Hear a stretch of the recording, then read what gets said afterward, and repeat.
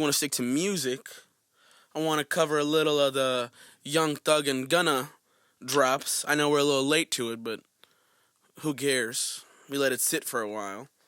I got some stats for y'all. Continue. Young Thug's Business is Business sold 88,000 first week, which, if you're a real Young Thug fan, you'll know those sales, right? is good. Yeah, they're lot, good right? for Thug. Because he usually doesn't do over 100,000.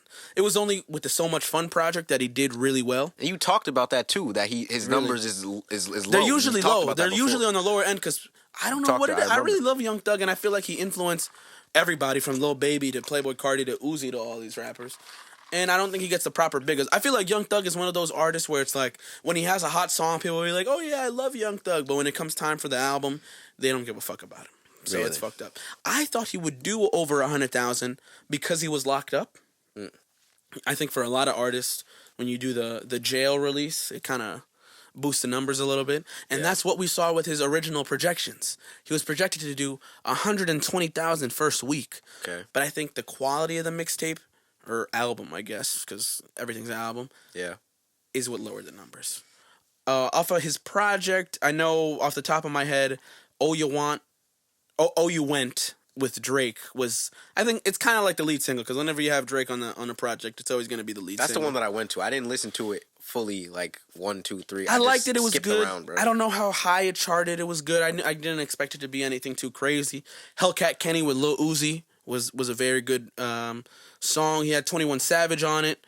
One of my personal favorites is Jonesboro. He's like really doing some spitting shit on that one, and I really like it. Yeah, I like that one. I didn't notice that one before when I first listened to it. I think I kind of skipped it. I don't think I even listened to it. But I like that one that you played before the pod. Travis Scott does a song called Abracadabra. Again, you see he's on a little run. And he has another song with the Racks that I think is okay too. Yak Gotti is on that song. Cars Bringing Me Out with Future. Gucci Grocery Bag, which is another standout for me. Gucci Grocery Bag. That one's fire. And Parade on Cleveland, or Believeland, as Drake says throughout the song, because Young Thug is slime, I guess. So, you know, it was all right. I expected it not to do over 100,000. I was surprised when the first projections came in, and then I wasn't so surprised when it lowered all the way to 88K. What did surprise me, though, however, was even with all you got 21 Savage, Lil Uzi Vert, you got 2 songs with Drake on them, you got Future, you got the whole industry on this mixtape. Everybody in the industry is promoting the album. Do you feel like it was rushed? From Lil Baby to Lil Durk. I think it was for sure an album that he had maybe half of it done before he went to jail, and then they put some shit together to release it. He rushed it out, definitely, as we can see from Academics' post. I think it was an Academics exclusive.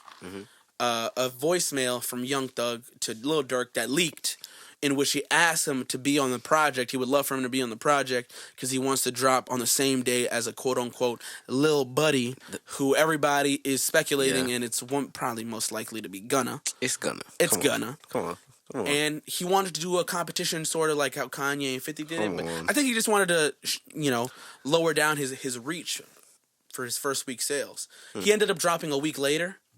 And honestly, I think he's lucky he did, because if he didn't, I think Gunna would have blew him out of the water first week. People have been saying that Gunna's project was better, right? Everyone's saying that Gunna's project was better. That's what the narrative is. My spin on it is they were both mid. I think both albums were mid. I think Gunna had a bigger single, a better one-off song in Fuck You Mean with the QP and everybody loves doing that dance and shit. Shawty's love it. I think when you take the project as a whole, it was every kind of song sounded the damn same most of the fucking time. And it wasn't really that impressive to me. It wasn't even better than the Wanna album, in my opinion. But Gunna ends up selling 83,000 first week, which only happens to be 5,000 under Young Thug's first week one numbers. Okay. Gunna, on the other hand, where Thug underdid his projections, Gunna overdid his projections, which first came in at 75,000. So it's kind of fucked. This brings me back to, this is a full circle moment, because this brings me back to my main question. Does the radio play this nigga? Yes or no? Is the radio gonna play this nigga or not? And we found our answer. He's popping in the streets, allegedly. He is. So I was in the gym. Is the radio gonna play him or not?